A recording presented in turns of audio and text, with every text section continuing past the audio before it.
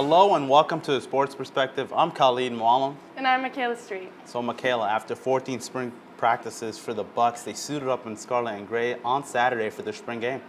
That's right, and we had Hayden Grove, our assistant sports director, there to cover the progress. It was a beautiful, sunny, 75-degree day here at Ohio Stadium for the 2014 Ohio State spring game, but head coach Urban Meyer was not as impressed with the players as he was with the weather. We all know what we saw out there, and that's not the Ohio State Buckeyes. That's a bunch of people all over the place. Does that make sense?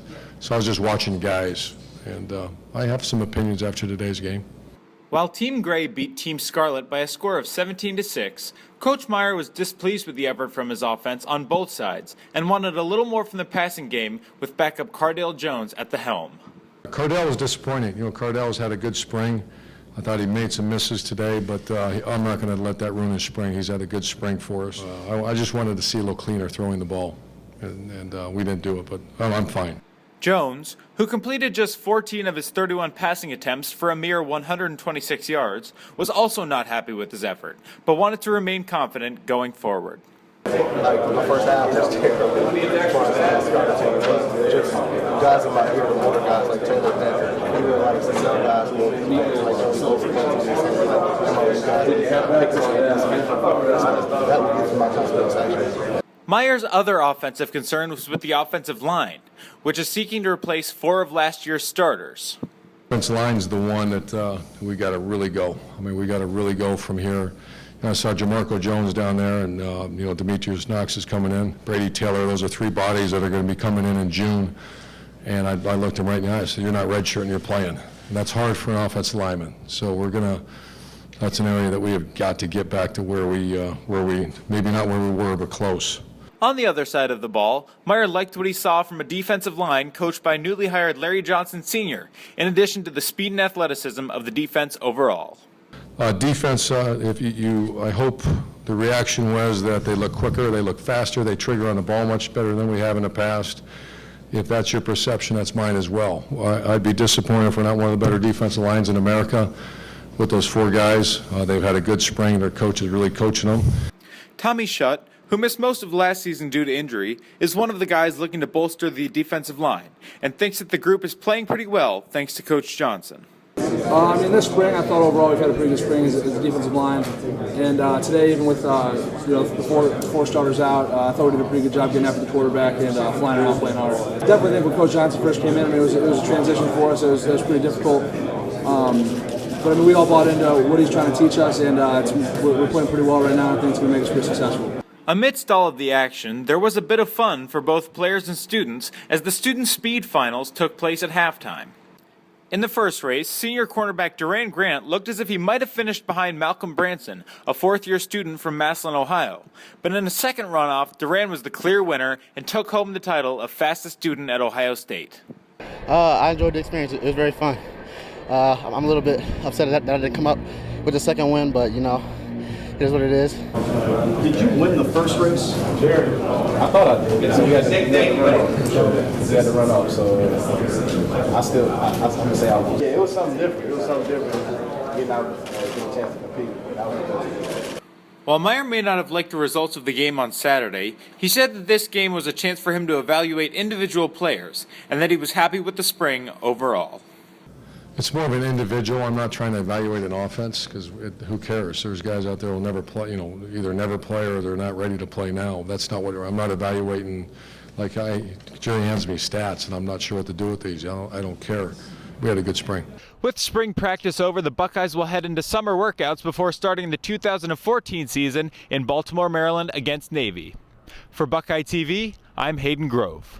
When we get back, we'll be looking at Saturday's lacrosse game against Michigan, as well as the basketball team's newest transfer. Don't go away.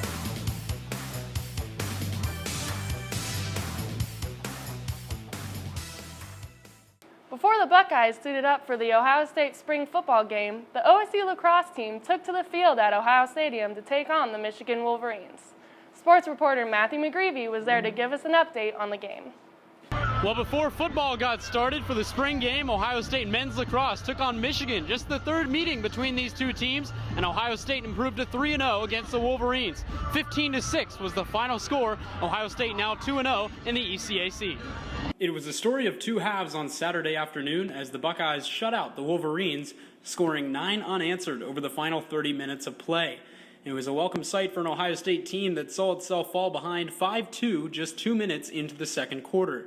Buckeyes leading scorer Jesse King led the comeback, scoring 3 goals over an 8-minute span. King finished the day with 5 goals and 1 assist. He now has 21 points over his last 3 games. Yeah, I mean, it's really important right now because these are a lot of these games are conference games, and we need to win these conference games and hopefully get a good bid into our tournament to make the NCAA tournament. And I think we're really hot right now, and it's a great time to be hot right come to the end of the season. Probably some of our best lacrosse we've played. I mean, shutting out a very good team like Michigan in the second half, that's really a tribute to, our hard work over the past couple of weeks.